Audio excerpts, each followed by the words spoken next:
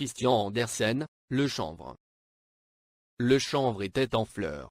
Ses fleurs sont bleues, admirablement belles, molles comme les ailes d'un moucheron et encore plus fines. Le soleil répandait ses rayons sur le chanvre, et les nuages l'arrosaient, ce qui lui faisait autant de plaisir qu'une mère en fait à son enfant lorsqu'elle le lave, et lui donne un baiser. L'un et l'autre n'en deviennent que plus beaux. « J'ai bien bonne mine, à ce qu'on dit, » murmura le chanvre. « Je vais atteindre une hauteur étonnante, et je deviendrai une magnifique pièce de toile. Ah, que je suis heureux! Il n'y a personne qui soit plus heureux que moi. Je me porte à merveille, et j'ai un bel avenir. La chaleur du soleil m'égaye, et la pluie me charme en me rafraîchissant. Oui, je suis heureux, heureuse on ne peut plus. Oui, oui, oui, dirent les bâtons de la haie, vous ne connaissez pas le monde, mais nous avons de l'expérience, nous. Et ils craquèrent lamentablement, et chantèrent, cric, crac. Cric, crac. Crac. C'est fini. C'est fini. C'est fini. Pas sitôt, répondit le chanvre, voilà une bonne matinée, le soleil brille, la pluie me fait du bien, je me sens croître et fleurir. Ah, je suis bien heureux. Mais un beau jour il vint des gens qui prirent le chanvre par le toupet, l'arrachèrent avec ses racines, et lui firent bien mal. D'abord on le mit dans l'eau comme pour le noyer, puis on le mit au feu comme pour le rôtir. Ô cruauté! On ne saurait être toujours heureux, pensa le chanvre, il faut souffrir, et souffrir c'est apprendre. Mais tout alla de pis en pis. Il fut brisé, peigné, cardé, sans y comprendre un mot. Puis on le mit à la quenouille, et roux. Il perdit tout à fait la tête. J'ai été trop heureux, pensait-il au milieu des tortures, les biens qu'on a perdus, il faut encore s'en réjouir, s'en réjouir. Et il répétait, s'en réjouir, que déjà il était, hélas, mis au métier, et devenait une magnifique pièce de toile. Les 1000 pieds de chanvre ne faisaient qu'un morceau. Vraiment. C'est prodigieux, je ne l'aurais jamais cru, quelle chance pour moi.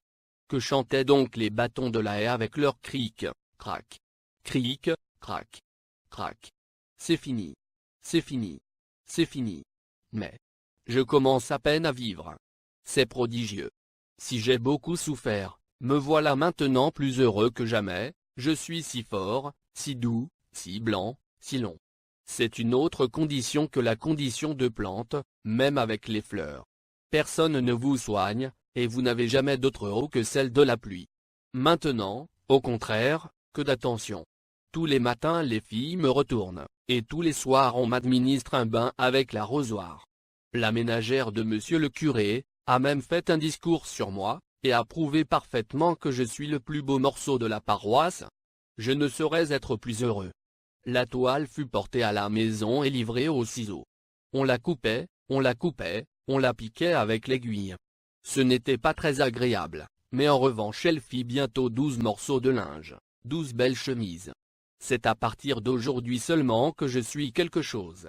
Voilà ma destinée, je suis béni, car je suis utile dans le monde. Il faut cela pour être content soi-même. Nous sommes 12 morceaux, c'est vrai, mais nous formons un seul corps, une douzaine. Quelle incomparable félicité! Les années s'écoulèrent, c'en était fait de la toile. Il faut que toute chose ait sa fin, murmura à chaque pièce. J'étais bien disposé à durer encore, mais pourquoi demander l'impossible?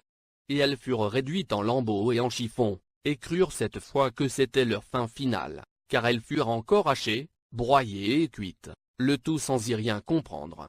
Et voilà qu'elles étaient devenues de superbes papiers blancs. Ô surprise! Ô surprise agréable! S'écria le papier, je suis bien plus fin qu'autrefois, et l'on va me charger d'écriture. Que n'écrira-t-on pas sur moi? Ma chance est sans égale. Et l'on y écrivit les plus belles histoires, qui furent lues devant de nombreux auditeurs et les rendirent plus sages. C'était un grand bienfait pour le papier que cette écriture. Voilà certes plus que je n'ai rêvé lorsque je portais mes petites fleurs bleues dans les champs. Comment deviner que je servirais un jour à faire la joie et l'instruction des hommes? Je n'y comprends vraiment rien, et c'est pourtant la vérité. Dieu sait si j'ai jamais rien entrepris, je me suis contenté de vivre, et voilà que de degré en degré, il m'a élevé à la plus grande gloire. Toutes les fois que je songe au refrain menaçant, c'est fini. C'est fini. Tout prend au contraire un aspect plus beau, plus radieux.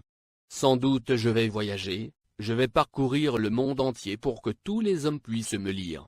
Autrefois, je portais de petites fleurs bleues, mes fleurs maintenant sont de sublimes pensées. Je suis heureux, incomparablement heureux. Mais le papier n'alla pas en voyage, il fut remis à l'imprimeur, et tout ce qu'il portait d'écrit fut imprimé pour faire un livre, des centaines de livres qui devaient être une source de joie, et de profit pour une infinité de personnes. Notre morceau de papier n'aurait pas rendu le même service, même en faisant le tour du monde. À moitié route il aurait été usé. C'est très juste, ma foi. Dit le papier, je n'y avais pas pensé. Je reste à la maison et j'y suis honoré comme un vieux grand-père. C'est moi qui ai reçu l'écriture, les mots ont découlé directement de la plume sur moi, je reste à ma place, et les livres vont par le monde, leur tâche est belle assurément, et moi je suis content, je suis heureux. Le papier fut mis dans un paquet, et jeté sur une planche. Il est bon de se reposer après le travail, pensa-t-il. C'est en se recueillant de la sorte que l'on apprend à se connaître. D'aujourd'hui seulement je sais ce que je contiens, et se connaître soi-même, voilà le véritable progrès. Que m'arrivera-t-il encore? Je vais sans nul doute avancer, on avance toujours. Quelque temps après, le papier fut mis sur la cheminée pour être brûlé, car on ne voulait pas le vendre au charcutier ou à l'épicier pour habiller des saucissons ou du sucre. Et tous les enfants de la maison se mirent à l'entourer, ils voulaient le voir flamber, et voir aussi, après la flamme, ces milliers d'étincelles rouges, qui ont l'air de se sauver et s'éteignent si vite l'une après l'autre. Tout le paquet de papier fut jeté dans le feu. Oh! Comme il brûlait! Ouf! Ce n'est plus qu'une grande flamme. Elle s'élevait la flamme, tellement que jamais le chanvre n'avait porté si haut ses petites fleurs bleues, elles brillaient comme jamais la toile blanche n'avait brillé. Toutes les lettres, pendant un instant, devinrent toutes rouges. Tous les mots, toutes les pensées s'en allèrent en langue de feu. Je vais monter directement jusqu'au soleil, disait une voix dans la flamme, et on eut 10 000 voix réunies en une seule. La flamme sortit par le haut de la cheminée, et au milieu d'elle voltigeaient de petits êtres invisibles à l'œil des hommes. Ils égalaient justement en nombre les fleurs qu'avait portées le chanvre.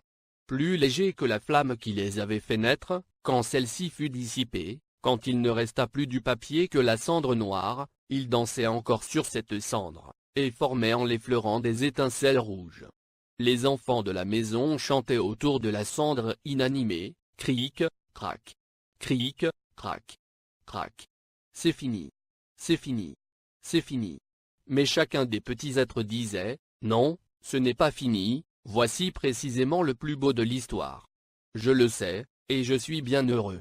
Les enfants ne purent ni entendre, ni comprendre ces paroles, du reste, ils n'en avaient pas besoin, les enfants ne doivent pas tout savoir.